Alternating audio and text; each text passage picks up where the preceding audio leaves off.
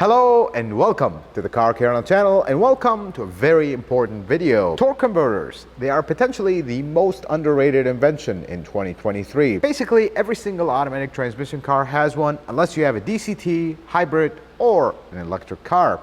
This does so much for us driving automatic transmissions that I wanted to dedicate a full video explaining how this works, what are the inner workings of it, and how they kind of evolved over time as things got better and better and better. And we're gonna follow something that we've done on the channel in the past that we haven't done in a while. We're gonna keep things simple because they're actually a lot more complicated than they're gonna sound in this video. And without further ado, let's get right into it.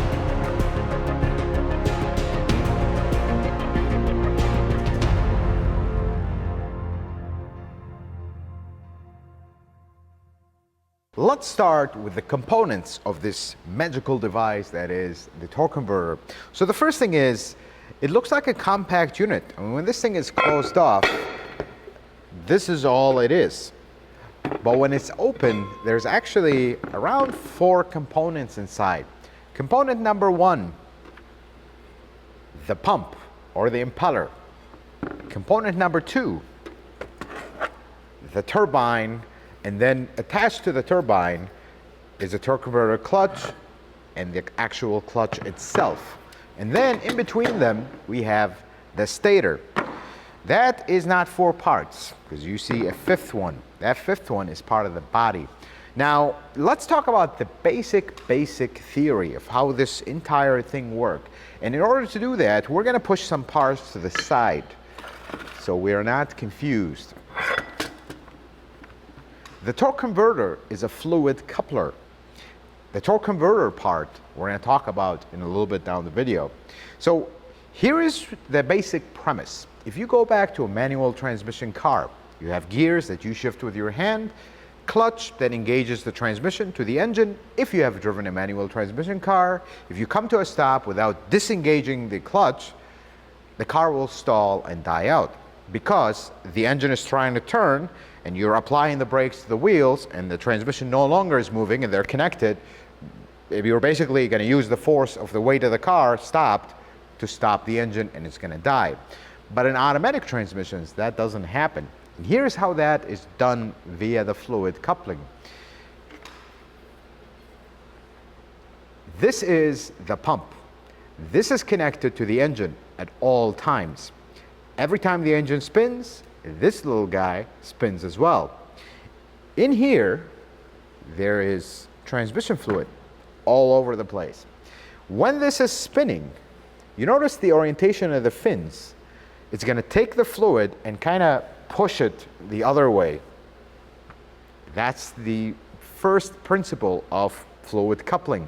Well, that fluid is going to go out in kind of a slush configuration. On the other side, connected to the transmission, is the turbine. The turbine also has fins. It actually looks pretty similar, but the fins are orientated in a different way. That fluid is being pushed from here, is going to go here, and is going to start turning this slowly. And the more you speed up your engine speed, the more that fluid is being moved, the more it's going to start spinning the turbine, and all of a sudden, voila, the car is moving. That is the most basic principle of operation. So when you come to a stop, this is still spinning with the engine. It's throwing the fluid around. This is held by the brake because the transmission is no longer working. The fluid is just going to hit it and come down. Nothing will happen. The engine will not be stopped.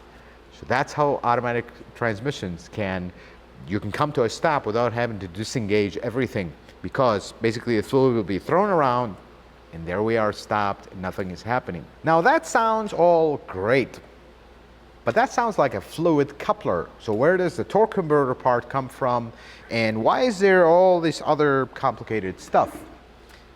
Here is what I imagine happened, and I did a lot of research finding exactly who invented the torque converter, and it traces its roots back to some of the ship areas. Some ship inventor did something to a turbine and whatnot. We're not going to get into that too much. But the first car to have a proper torque converter was right around 1949, was a Packard Correct me if I am wrong. This is just a simple research that I did. But I can imagine that in the kind of the evolution of torque converters to get to where we are today, they ran into a series of problems, one after one, and that's how torque converters got better and better until they actually haven't changed in a very long time. Here's the first problem they ran into. The first problem they ran into, or the first complication, was when an object is stationary and you want to get it from stationary to moving, it takes a tremendous amount of torque. If you notice, if you push a car, your car died, you want to push it. The initial force required to get this car from stop to moving is the highest. Once it starts rolling, it gets easier to push. Well, that same principle applies here. When this is trying to use the fluid to turn the transmission, when the car is stopped, it's going to require a tremendous amount of torque. And this simply isn't enough. Once the car is moving though, we're good. So here's what they did. They added this little innocent looking guy. This is the most important thing in a torque converter. This is called the stator. What the stator does is, it sits between these two. This is sandwiched together. When the fluid is coming out at low speeds or stationary, when you accelerate, the engine will spin the impeller. It's going to start sending the fluid. But because we're not at high speed and we require so much torque, that fluid is coming out in a direction that is not favorable. It's just going to hit the turbine at an angle that's going to barely get it to start moving. That is not very high torque to get this heavy car to start moving. But this little guy, the fins that are orientated in a way where it's going to direct that fluid exactly where it needs to go. It's just going to, the fluid will try to move this back, and it's going to hold, and it's going to allow the fluid to hit the turbine just the right way to get it moving faster. But here's something about this. If this is just free floating, it's just going to start spinning because the fluid will hit it at the opposite direction, and this is just going to start spinning, and what happens then? So then they added a one-way clutch. You notice I have my hand in the middle. I can spin it this way, but I cannot spin it the other way. That's the whole point. When the car is about to take off, this will be pushed by the fluid on the side that is locked. That is a one-way clutch.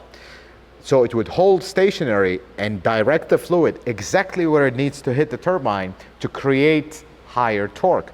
That torque that you need to get this car from stationary to moving. But once the car is moving and we have picked up speed, the turbine now is spinning because the transmission is spinning, the engine speed is spinning, life is good, fluid is going. This actually is no longer needed. If it stays there, it's going to continue to apply torque, and it's way too much. You're basically going to get a very jarring operation. So now, because the fluid is moving at a higher speed, this will actually start moving the other way with everything, and the fluid is just passing through it, and it's not doing anything anymore. The minute you stop and the flow is low, it's going to lock up and create that torque multiplication. Hence why this is not called a fluid coupler. This is a torque converter. And this is what does that. This is a vital component. In the first complication they ran into, yeah, sure, it works if you give it a push, but to take off, this was simply not enough. They had to add the stator. But wait, that was not the whole of the problems they ran into. Now, the second problem they ran into is this one. We have figured out how to get the car moving, but what about when the car is moving at higher speeds and we're going on a long trip? This fluid coupling, torque converting deal creates loss. There is always a loss. Even at higher speeds, these two will never spin at the same speed because you're basically having fluid come around and turn the other one. There will be some loss. So they will never spin at the same speed. And that not spinning at the same speed deal creates heat. All this fluid coupling situation creates heat. And then you have basically power loss. Your engine's revving up and this is not moving at the same speed. So they had to come up with a better solution. We go back to the past, go back to manual transmissions. They are super efficient because they have no loss. And that's why there was a time where manual transmissions got better gas mileage, because there's no loss of power. Engine spins at 2,000 RPM, transmission spins at 2,000 RPM because they're mechanically connected. So they added the torque converter lockup clutch. What that does is, it's a little clutch, very innocent looking clutch. Actually, it's a paper thin clutch, and it's not really heavy duty, or it's not meant to do heavy towing, and not like a manual transmission. All this guy does, this is the outside. This is what's connected to the engine. And this clutch is connected through the back to the turbine, which is connected to the transmission. So now you have two parts separate. This is the transmission, and this is the engine. Well, how do we make these spin at exactly the same speed? We're gonna lock them up together. So you see this little odd contraption that sits behind the turbine. This little contraption is a clutch. All it does is hydraulic pressure pushes on it, and it engages this, and it pushes it on the other side, and it locks them up. Once this is engaged, all this fluid coupling ceases to exist. That's it. They're mechanically connected. The two parts are connected together mechanically, and this whole torque multiplication, fluid coupling is all on hold. Here is the best part though. In order for this operation to work smoothly, because if you just lock this up, I mean, imagine in your manual transmission car, you just let go of the clutch abruptly, it's gonna jar everything. So in order for this to be a smooth and seamless transition, they actually, similar to the clutch plate that has the springs, they put springs here. What those springs do, when this clutch engages, it kind of softens that engagement, so it wouldn't be an abrupt one and you feel it. Now initially, we only did this at higher speeds. You're cruising on the highway at steady speed. Let's lock up the clutch so we don't have that fluid loss from the coupler. We have a direct connection and we're beautiful. We're not losing any power. You even notice in older cars, the RPM drops when you drive at higher speeds. As soon as you engage the brakes, it disengages. As soon as you accelerate a little too hard for this clutch to take, it'll disengage because you need to downshift. You downshift with this engaged, we wiped out the clutch, or we created a very jarring experience because now there's no fluid coupling to take some of that jarring shifting out. But then come the next problem. The miles per gallon wars started. I call it that. It's unfortunately what we are living in, the times we live in. All manufacturers all of a sudden had an urge to drop all their V8 engines and start making very, very efficient cars. Don't get me wrong, there's nothing wrong with that. We gotta save the environment too. Cars became a lot more efficient, lower emissions, better gas mileage, and now we're trying to do a lot. So they took one more look, and this is the part where potentially you will not see in a lot of torque converter how-to videos. They looked at this very old invention, and they're like, how can we make this work even better? Some of those efforts went great, some of them didn't go so great, and this is why this exact torque converter out of 2012 Toyota Camry got replaced. Let's talk about it. So here's what they did. They decided we lock this clutch at higher speeds for efficiency, but what if we lock it every time you cruise even at lower speeds? Because then we're reducing the fluid coupler losses and now we're getting better efficiency. Let's say you're cruising at 30 miles an hour, steady cruise. Well, let's lock that clutch a little bit, and when you do anything accelerate hard, we'll just unlock it. And then at 40, and then at 50. Initially, it was every time you go into overdrive, if you're steady cruising, it'll engage it. But now, we're locking torque converters as low as 25 miles an hour. And that's what killed this guy. You notice the springs are extremely heavy duty. And if you go look at a torque converter from a previous generation that didn't do this, they wouldn't have this many springs, because now These springs not only will dampen some of the engagement of the clutch, they'll actually dampen some of the mid engagement, or they call them part-way engagements. Because sometimes they'll lock this clutch partially, just a little bit to give it because now you're not going at higher speeds, nothing is spinning fast. You just need very light application of this clutch to engage it and we're good. But here's where things didn't go as well for at least this guy. Let's talk about some of the common problems with torque converters, and this section is very biased. I am a Toyota Lexus technician. I own a Toyota Lexus shop only. I don't really work on other makes and models, so this section will be Toyota and Lexus only. What are the common problems with these for Toyota and Lexus? And honestly, there has been a total of one problem. Torque converter shutter. And that shutter, I want to explain it so you know why this particular torque converter failed.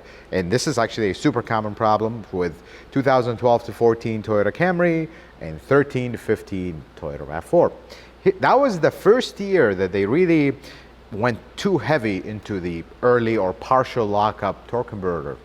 And that's when this new torque converter came up. So here's what happens with these. They were too aggressive.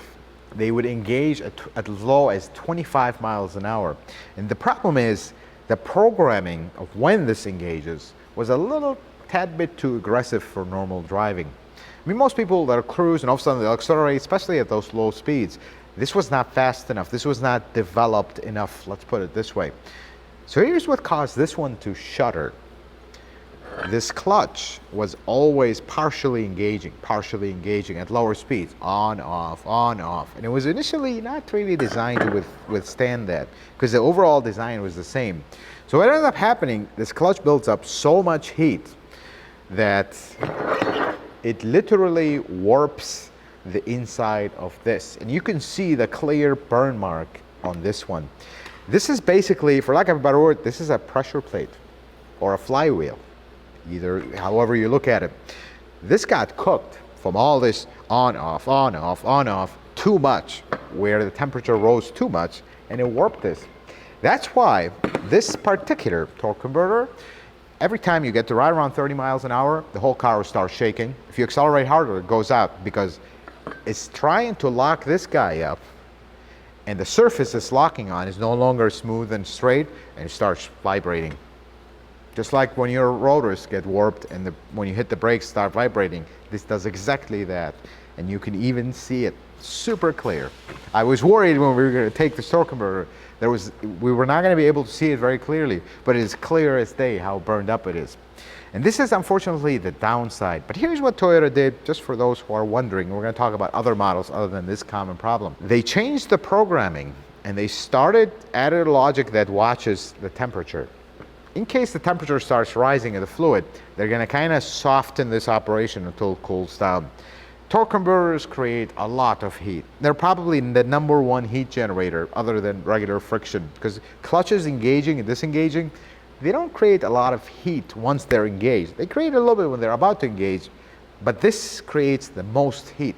When that fluid coupling is happening, it creates a tremendous amount of heat, and that heat needs to be monitored. And we've gotten to a point where car computers are smart enough where they can make kind of plan A, plan B, plan C. So when it sees that the torque converter temperature is starting to rise, it's going to back off this operation to cool things down and not add more heat to this already heat generating component.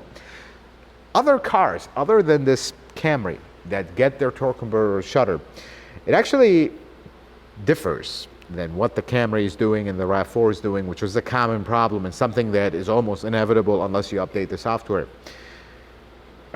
This plate heats up, and this plate also can warp. And the #1 thing that I've seen from my experience that causes torque converter shutter in other models, other than these two with the problem, is fluid contamination. There's so much contaminants between these two surfaces that they actually not engage smoothly and they start to shutter. That's what I've seen from experience. There's possibly other reasons, but that's the only one, because we've had some models, specifically the trucks, and specifically those that are pushed. Heat warps these two, and now you shutter. And added to that, a fluid that is heavily contaminated, and we arrive at the Shuttersville. Torque converter shutter is very simple to diagnose. You can look at it with a scan tool. You look at the input and the output shaft speed of the transmission. When the torque converter locks up is the only time they will be exactly at the same speed. If your shuttering or vibration starts to happen when those two very simple information that you can see on a scan tool are exactly the same, you have a torque converter shutter. There's no way around it, because that will be the only time we have no fluid coupling and no differential of speed between the two. And you know you have a torque converter shutter. There's no mistake in it. But another easier way, if you don't have access to a scan tool or whatnot, you drive the car, you cruise at a steady speed. You'll notice the RPM dip a little bit as this engages, because that little power loss gets made up and the RPM drops, and all of a sudden the car starts shaking. That is the torque converter. As soon as you accelerate or hit the brake, it goes out. That is torque converter shutter, folks. Let's talk about some things you did not actually know about torque converters that you use almost every single day. The first one is the automatic transmission, infamous creeping. You're stopped at a traffic light. You let go of the brake a little bit, the car starts moving forward. I mean, it's gotten so much that newer electric cars that don't have this, they mimic that because people are so used to that with automatic transmissions. And actually what makes that happen is this guy right here. If there was no stator though, nothing would happen, because you do not have enough torque at such low RPM of the engine to get the car moving. So what happens is the engine is spinning the pump or the impeller, and the fluid is moving around. But it's such a low flow because we're at such low RPM that now the stator is really locked and turning that fluid exactly to hit the turbine in just the right spot where it actually starts moving the transmission. As soon as you let go of the brake, it starts to creep forward, even at such low RPM of the engine. So we have this little guy, the stator, to thank for the infamous automatic transmission creep. Then the second thing, the amount of heat generated here is possibly the #1 transmission killer. When you go towing, and this is the other thing, sometimes towing with the torque converter lockup clutch is not the best idea. Actually, modern cars that have tow mode, they will disengage this and they will only lock it when you're cruising at this very steady speed. And modern transmissions got very complicated with electronics in a good way. Most people assume it is in a bad way, because now the computer has the ability to see, are you going up a hill or down a hill? Very simple, the R8 sensor, it'll know if you're going up or down. Well, if you're going up, we don't want to cook this clutch, so we're going to disengage it and let the fluid coupler handle it. But if we're going on a straight road or downhill, it's going to lock it to help cool down the torque converter. That's how things got very smart. And then going back to the heat part, cars that tow cannot really utilize the lockup clutch too much. So you have to do the fluid coupling for a long time, which generates a tremendous amount of heat, which in turn requires cars that tow to have an external, additional transmission cooler to control the heat generated by the torque converter. This is the #1 heat generator in the transmission, because otherwise there is not really a lot of heat. You have friction from gears and whatnot. The clutches will create a very small amount of heat, but nothing else. This is what makes the most amount of heat in your automatic transmission. Let's get into a section that things get a little bit more complicated, because there's a word you're going to hear a lot with torque converters, and most people will use them but maybe not know exactly what's going on. And that would be the stall speed or stall ratio of a torque converter. And that's how torque converters are generally rated, and you'll see performance one with this stall speed and normal ones with this stall speed. People will wonder, what is the stall speed? Let's explain exactly what that is. So the stall speed is what is the maximum amount of torque that this torque converter can generate, that it will be so much that it'll actually clamp down the engine. And it's measured by engine RPM for a good reason, because When you're at a stop, and if you want to know the stall speed of your transmission, don't advise you do this a lot. Don't exceed 5 seconds of doing it, but here's how you do it. You're stopped, you're in drive, foot hard on the brake, full acceleration. You're going to notice that the engine will go up to a certain speed, then stop. It will no longer go higher than that speed. That is your stall speed, and it's measured by RPM. And what that is actually what's going on, now you're spinning your impeller. It's sending the fluid. The stator is creating that torque multiplication because it's locked on its one-way clutch. But your turbine is held down. It's not moving because you're applying the brakes. You're not letting that transmission move. So there is a point where there is so much torque created by this fluid that now is being basically, for lack of a better word, hammered on this stationary object that has fins that is supposed to spin, that this almost creates like a hydraulic brake on the fluid that is transferring, and it's going to hold the engine from spinning up faster because it cannot no longer allow it to spin faster because now the fluid is holding it back. That is the stall speed. Very dangerous, by the way, to measure your stall speed, because at that point you are creating maximum torque, maximum load on this guy, and maximum heat. It is really used to measure your stall speed, not something to do for fun. So here is a small thing. Did you know that burnouts kill your automatic transmission very slowly? They're sure a lot of fun, but they kill your automatic transmission because basically you're asking this little guy to not only overcome the power of the maximum torque and the stall speed, you're asking it to overcome the power of your brakes. That's why some modern performance cars, they have a mode, a burnout mode, where you can actually, or donut mode, or whatever you want to call it, they will disengage the rear brakes to let this guy not cook. But in normal cars, when you do a burnout, you are killing one of the greatest inventions in the automobile, the torque converter, and in kind of in relation, your transmission. So try to avoid that. How do we lock up the torque converter actually? We know the mechanical aspects of it. This thing gets pushed and we're good. But how does the computer actually do that? So the input shaft inside the transmission actually has an oil passage inside of it. And there is a little solenoid in the valve body that blocks or not blocks the oil flow, the transmission fluid flow. So when you want lockup, it will allow that fluid to go through the input shaft, through here. It's going to fill the cavity in between, and it's going to push the clutch out, which will engage on this and push it down to lock up the torque converter. But what about partial lockup? And this is where things get very interesting. So partial lockup happens when they do pulse width modulation to the torque converter lock solenoid. And I know things are getting a little complicated here, but let's revert back to our beautiful English language. They will basically start pulsing that solenoid. That is basically just a little door that opens the fluid, let it go or not let it go. They will start turning it on, off, on, off, on, off very fast, where this gate will not have enough time to open fully. It's actually going to get hold halfway. So you're going to have less pressure applied here, but you will still have some. And that's enough just to engage it partially. And that's how this works.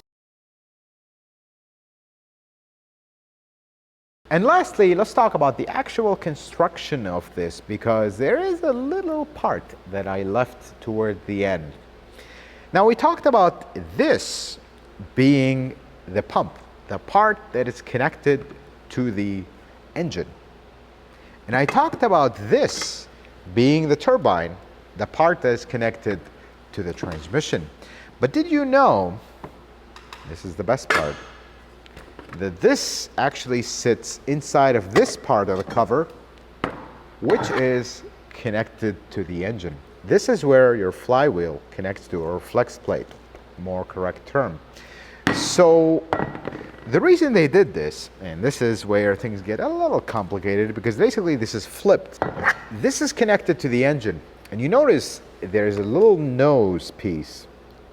This centers your torque converter in relation to the crankshaft, because if there is any imbalance or something is out of plane, things will go horribly south, because there will be so much vibration, and eventually you could break the nose of the crank in the back. And that's not good. We don't want that to happen now, do we? So if you leave the pump just connected to the engine, and then this is free flowing, it's just gonna, the whole thing will vibrate, and this will be free flowing, and it's connected to the transmission, and this will start shaking. So what they did is, they stabilized this to the crankshaft, and then this sits on this side, which is stabilized, and it's stabilized by the input shaft. This is where the transmission input shaft actually sits. And then the outer shell, which is actually physically welded to this entire thing, is turning by the engine. Now you have a perfectly balanced unit. I hope that is making sense, because this is connected to the crankshaft, and this is one unit. They're held stationary. This part that is floating is on the other side, facing the engine basically, but it's held in the center, stabilized in the center by the transmission, and that's how this is constructed. So when you look at torque converters, they're actually backwards of what you think they are, and that is the reason. And the other reason is the torque converter clutch. They cannot put it the other way, because you need to lock the turbine, not the pump. Pump is already spinning with the engine. But then there is one more little thing. The automatic transmission is a hydraulic unit. That's all it is. Basically, hydraulic pressure locks the clutches in a certain orientation, and that's how you create the shifts. But in order for all that to happen, there has to be a pump.